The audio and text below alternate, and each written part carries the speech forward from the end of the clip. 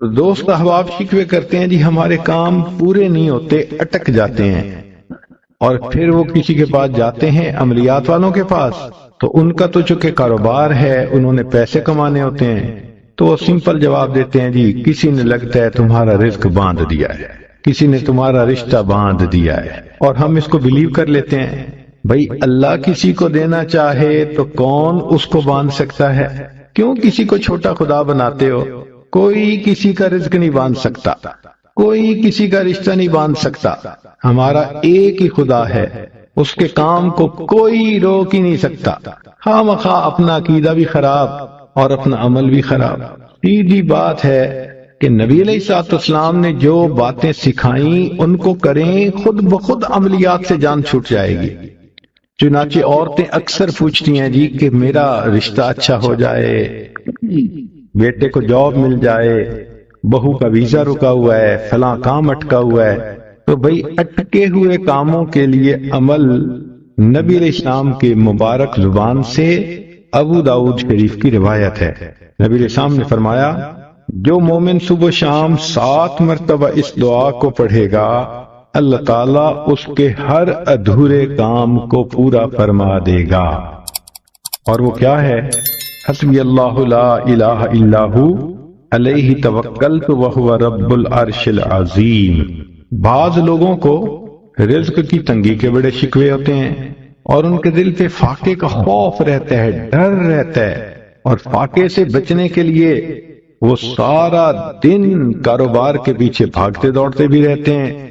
سنیے، ابو نعیم کی روایت ہے، ابن ابی شیبہ نے بھی اس کو لکھا کہ نبی علیہ الصلوۃ والسلام نے ارشاد فرمایا جو شخص اس دعا کو پڑھے گا اللہ اس سے 70 مصیبتیں دور کریں گے، جن میں سب سے چھوٹی مصیبت اس کا فاقہ ہوگا۔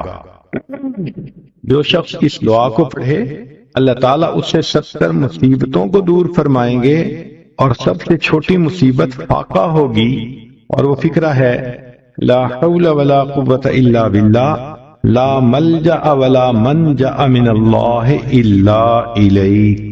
کئی مرتبہ انسان غمزدہ ہوتا ہے اور سوچتا ہے میں تو اکیلا ہوں، میرا ساتھ دینے والا کوئی نہیں، ماں باپ فوت ہو گئے، کہاں جاؤں، کس کو دل کا غم سناؤں، میرا غم کیسے دور ہو؟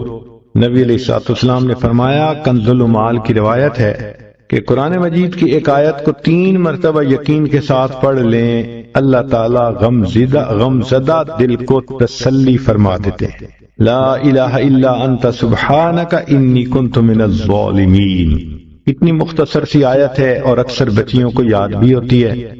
اس آیت کو 3 مرتبہ پڑھنے پر اللہ تعالیٰ انسان کی سیڈنس ختم کر دیتے ہیں، غم ختم کر دیتے ہیں، دل کو خوشی عطا فرما دیتے ہیں۔ کئی لوگوں کو دیکھا کہ بیمار ہوتے ہیں، کبھی ہسپتال کا چکر، کبھی ڈاکٹر کے پیچھے، تو نبی علیہ الصلوۃ والسلام نے ایک حدیث پاک میں فرمایا، اس حدیث کو مسند احمد نے روایت کیا اور طبرانی نے روایت کیا کہ جو شخص فجر کے بعد 3 مرتبہ یہ دعا پڑھ لے اللہ 4 مرضوں سے اس کو نجات عطا فرما دیتے ہیں۔ امید ہے کہ مستورات توجہ سے یہ بات سنیں گی اور اس کی اہمیت کو ذرا سمجھیں گی کہ جو شخص فجر کے بعد 3 مرتبہ یہ آیت پڑھ لے تو اللہ تعالیٰ اس کو 4 بڑے بڑے مرضوں سے بچائیں گے۔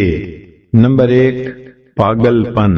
اگر کوئی آدمی مینٹلی انبیلنسڈ ہو، ریٹارڈڈ ہو، یا جس بندے کو چیزیں بھول جاتی ہوں یا چیزیں یاد نہ رہتی ہوں، ذہن سے متعلقہ جو بیماریاں ہیں وہ اسی پاگل پن کے زمرے میں آئیں گی، یا کسی کو مرگی کی بیماری ہوتی ہے وہ بھی اسی زمرے میں آئے گی۔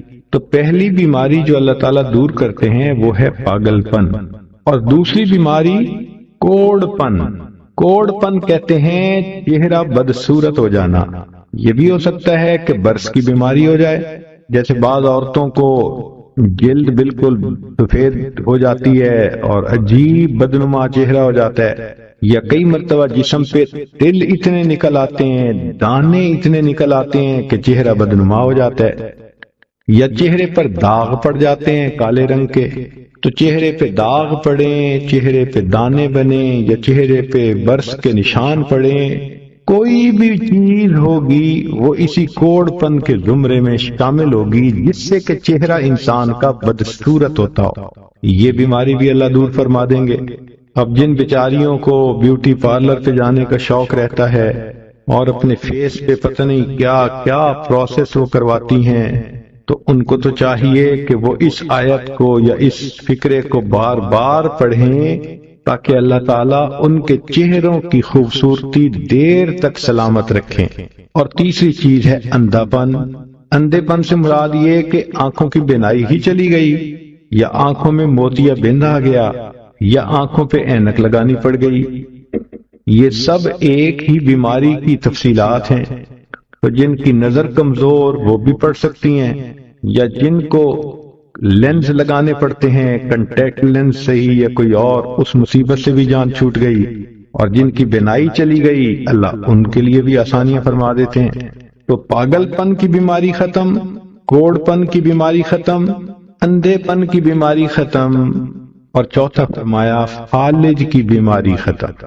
فالج ایک تو ہوتا ہے کہ انسان کا ہاتھ یا پاؤں کام ہی نہ کریں، اور ایک یہ بھی ہوتا ہے کہ اتنی ویکنس کہ عورت کہتی ہے مجھ سے تو کھڑا ہی نہیں ہوا جاتا، میرے پاؤں سن ہو جاتے ہیں، میرے ہاتھ سن ہو جاتے ہیں۔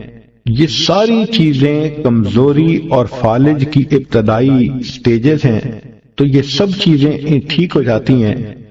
اب بتائیں کہ اتنی بڑی بڑی بیماریوں سے جس بندے کو بچنے کی خوشخبری مل رہی ہو تو وہ تو پھر اس عمل کو کیے بغیر رہ ہی نہیں سکتا۔ اور یہ عمل دیکھو چھوٹا کتنا ہے۔ وہ جو فکرہ فرمایا حدیث میں وہ ہے سبحان اللہ العظیم وبحمدہ ولا حول ولا قوت الا باللہ۔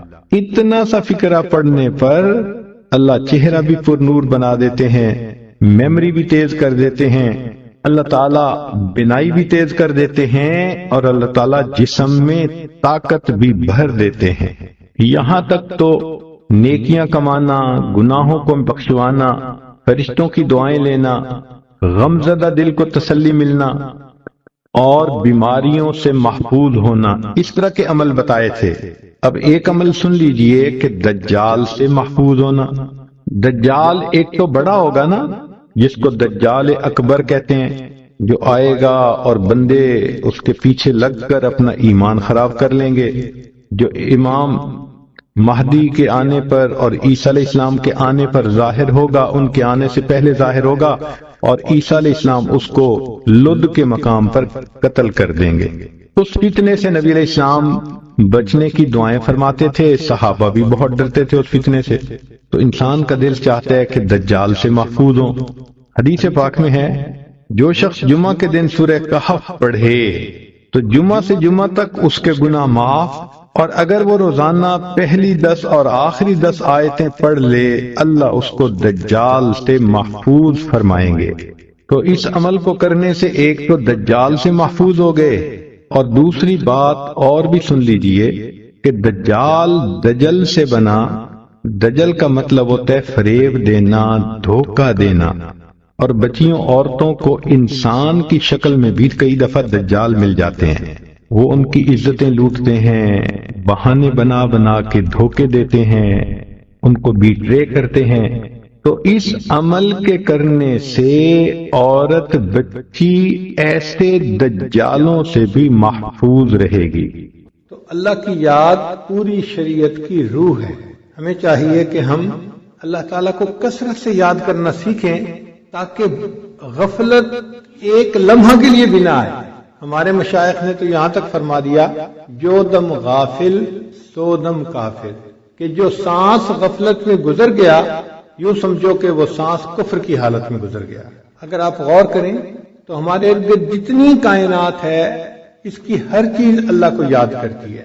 قرآن مجید میں اس کا ثبوت اللہ تعالیٰ یوں فرماتے ہیں وَإِن مِّن شَيْءٍ إِلَّا يُسَبِّحُ بِحَمْدِهِ، جو کوئی بھی چیز ہے اللہ کی تسبیح بیان کرتی ہے، وَلَٰكِن لَّا تَفْقَهُونَ تَسْبِيحَهُمْ، تم اس کی تسبیح کو نہیں سمجھ پاتے، تو ہمیں وہ تسبیح سمجھ میں نہیں آتی، لیکن ہر چیز اللہ کو یاد کر رہی ہے. حتیٰ کہ پرندے جب اپنی بولیاں بولتے ہیں تو وہ بھی اپنے رب کو یاد کر رہے ہوتے ہیں. درخت کے پتے اللہ کو یاد کرتے ہیں. ہوا تیز چلتی ہے، رب کو یاد کرتی ہے. اور حدیث مبارکہ بھی اس کا ثبوت ملتا ہے کہ نبی علیہ السلام نے فرمایا کہ جب تک درخت کا پتا سبز ہوتا ہے اللہ کو یاد کرتا رہتا ہے، اور جیسے ہی خشک ہوتا ہے وہ اللہ سے غافل ہو جاتا ہے. پرندہ جب تک اللہ کو یاد کرتا رہتا ہے اس وقت تک آزاد رہتا ہے، جب غافل ہوتا ہے اس کو شکار کر لیا جاتا ہے. صاف ستھرا کپڑا اپنے اللہ کو یاد کرتا ہے، حدیث پاک میں آیا. جب میلا کچیلا ہو جاتا ہے تو غافل ہو جاتا ہے. اسی طرح انسان کا دل جب تک صاف ہوتا ہے اللہ کو یاد کرتا رہتا ہے، اور جب گناہوں سے میلا کچیلا ہو جاتا ہے تو پھر غافل ہو جاتا ہے. تو گویا اس کائنات کی ہر چیز اللہ کو یاد کرتی ہے، اور اسی اللہ کے نام نے اس کائنات کو سنبھال رکھا ہے. آج ذمہ دار سمجھتے ہیں کہ میں نے اس دنیا کو سنبھالا ہوا ہے. اگر میں سبزیاں نہ اگاؤں، گندم نہ اگاؤں، مکئی نہ اگاؤں تو لوگ کہاں سے کھائیں گے، کیسے رہیں گے؟ لوگ تو زندہ ہی نہیں رہ سکتے، تو میں نے دنیا کو سنبھالا ہوا ہے. تاجر کہتا ہے کہ بھئی آپ نے کاشتکاری تو کر لی اور گندم کے ڈھیر لگا دیے، جب تک اس کو دکان پہ لا کے میں نہیں بیچوں گا اس وقت تک لوگوں کو وہ نہیں ملے گی. تو دنیا کو تو میں نے سنبھالا ہوا ہے. جو سیاست میں لگے ہوئے ہیں وہ کہتے ہیں نہیں تم دونوں غلط کہتے ہو، نہ ذمہ دار نے سنبھالا ہے نہ تاجر نے سنبھالا ہے. اگر ملک میں امن ہی نہ ہو، اگر ملک میں ہر طرف لوٹ مار ہو تو کوئی آرام کی زندگی گزار ہی نہیں سکتا.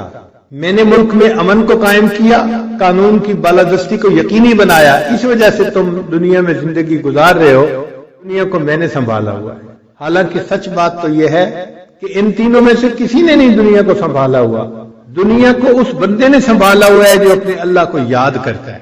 حدیث مبارکہ میں ہے کہ اللہ تعالیٰ نے اسرافیل علیہ السلام جو فرشتے ہیں ان کو حکم فرمایا کہ اسرافیل جب دنیا میں کوئی بندہ میرا نام لے اللہ، تو اس لفظ کو سننے کے بعد 40 سال تک تم نے سور نہیں پھونکنا. تو سور پھونکنے کے عمل کو 40 سال مؤخر کر دیا جاتا ہے، یعنی قیامت 40 سال پیچھے دھکیل دی جاتی ہے. تو قیامت قائم ہونے کو کس چیز نے روکا ہوا ہے؟ اللہ کی یاد. نبی علیہ السلام نے ارشاد فرمایا لا تقوم الساعة حتى يقال في الارض اللہ اللہ. قیامت اس وقت تک قائم نہیں ہو سکتی جب تک پوری دنیا میں ایک بندہ بھی اللہ کہنے والا باقی رہے گا. تو جب تک یہ بندہ باقی ہے اس وقت تک قیامت قائم نہیں ہو سکتی. تو قیامت کو روکا ہوا کس نے ہے؟ نہ ذمہ دار نے، نہ تاجر نے، نہ سیاستدان نے. قیامت کو روکا ہوا ہے عبادت گزار بندے نے، نیک بندے نے، جو اللہ کو یاد کرتا ہے. اللہ کے نام کی برکت ہے کہ یہ دنیا رکی ہوئی ہے. تو یہ اللہ کا نام ہی تو اصل میں جان ہے اس کائنات کی. اسی کو انسان کثرت کے ساتھ لے تاکہ یہ نام دل کے اندر اپنا اثر پیدا کر دے. بہت سارے دوست کہتے ہیں کہ جی مراقبہ کرتے ہیں کیفیات نہیں ہوتی. بھئی استقامت کے ساتھ کرتے رہیں، باقاعدگی کے ساتھ کرتے رہیں، یقیناً اللہ تعالیٰ کیفیات بھی عطا فرما دیں گے. ہم نے کئی جگہوں پہ دیکھا پانی کی ٹونٹی لگی ہوتی ہے اور اس کے نیچے کنکریٹ ہوتی ہے، مگر ٹونٹی لیک تھی تو اس میں سے پانی کا قطرہ قطرہ نیچے کنکریٹ کے اوپر گرتا ہے. تو جہاں پانی گر رہا ہوتا ہے وہاں پہ فرش کے اندر سوراخ ہو جاتا ہے. پانی کتنا نرم ہے، لیکن تواتر کے ساتھ ایک جگہ گر رہا ہے، گر رہا ہے، گر رہا ہے، وہاں پتھر میں یہ راستہ بنا لیتا ہے. تو اے دوست، اگر اللہ کا نام تواتر کے ساتھ دل کے اوپر لیا جائے تو کیا یہ اللہ کا نام اس دل میں اپنا راستہ نہیں بنا پائے گا؟ قرآن مجید کی آیت ہے کہ جب سلیمان علیہ السلام نے اپنا نمائندہ بھیجا ملکہ بلقیس کے پاس تو اس نے اپنے عمراء سے مشورہ کیا کہ میں کیا کروں. عمراء نے اس کو وہی جواب دیا کہ جی آپ قدم اٹھائیں، ہم آپ کے ساتھ ہیں. وہ سمجھدار تھی، کہنے لگی نہیں، ان الملوک اذا دخلوا قریۃ افسدوها. جب بادشاہ کسی بستی میں داخل ہوتے ہیں تو فساد مچا دیتے ہیں. وجعلوا اعزۃ اہلها اذلہ، اور جو وہاں معزز ہوتے ہیں ان کو ذلیل کر کے نکال دیتے ہیں. یہ تو ظاہری معنی تھے اس آیت کے.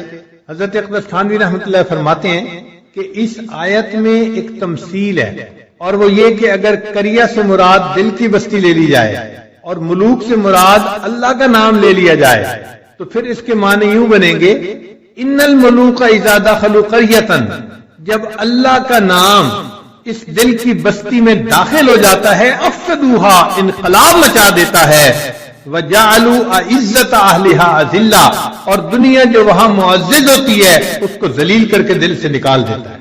تو اللہ کا نام دل میں آتا ہے تو دل سے دنیا کی محبت نکل جاتی ہے، دل اللہ تعالیٰ کی محبت سے بھر جاتا ہے۔ اس لیے ذکر کی کثرت کرنی چاہیے، مراقبے کی کثرت کرنی چاہیے۔